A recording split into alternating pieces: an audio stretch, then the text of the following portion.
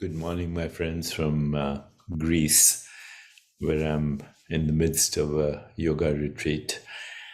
Um, but I'm continuing my daily postings on how peace is the way to a more just, sustainable, healthier, and joyful world. And why I've taken this initiative and brought it to you. For the last 35 years, our foundation and my activities have focused on critical mass for a more peaceful, just, sustainable, healthier, and joyful world. I have engaged with corporate leaders, I've engaged with political leaders, I've engaged with influencers, and I've engaged with even government leaders. And to my dismay, have not had any significant results in this direction. So I believe the time has come for us to be the change we want to see in the world. And I believe that only a critical mass of people who are joyful and peaceful can actually create the world we all aspire to. I don't think anyone wants war or terrorism or conflict or violence in their personal lives, in their family, in their community, or in the world. So we have begun our journey now, and I need your feedback, and I also need your help. Let's talk today about how we can rewire our brain for peace and joy to begin with, and also for well-being, physically, emotionally, and spiritually, and ultimately how that will impact the world. So when I wrote Quantum Healing, 1985, there was no agreement on whether our minds and bodies can actually be influenced by our intentions. Yesterday, I posted a video on the infinite organizing power of intention. So today I want to elaborate on that. Our thoughts, emotions, and imagination can change genetic activity. Now that's a very, very important new discovery. There is growing evidence and a growing body of evidence on what I've been saying in the past as is the mind-body connection. Even that word is actually inappropriate because body-mind are one entity. One way that our thoughts and emotions can change gene activity is through epigenetics. And I've been talking a little bit about epigenetics. Epigenetics is the study of how changes in gene expression are passed down from generation to generation without changes in the DNA sequence itself. These changes can be caused by a variety of factors, including environmental influences, diet, and lifestyle. However, our history is basically, as a human species, has been predominantly a history of violence through the years. So in a way, our brains are hardwired through epigenetics and through genetics, because genetics reflects the experiences of our ancestors. Genes are symbolic representations of the experiences of our ancestors. And epigenetics is how factors, environmental factors, has influenced their expression. And our history as humans has been one of violence. That's all we've done, basically, to solve conflict. And we still have a romantic relationship with violence. Look at the movies, Star Wars 1, Star Wars 2, everything you read in the news is about violence.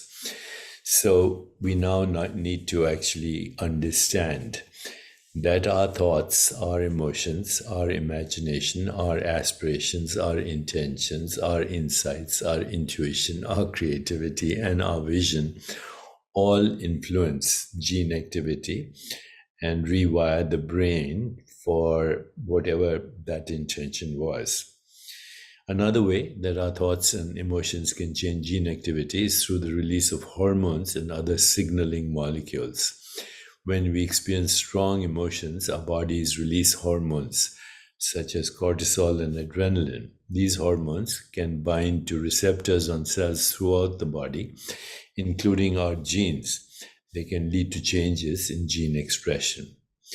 So there are many specific examples of how thoughts, emotions, imagination, desires, aspirations, and our interpretation of what's happening to us influences our biology.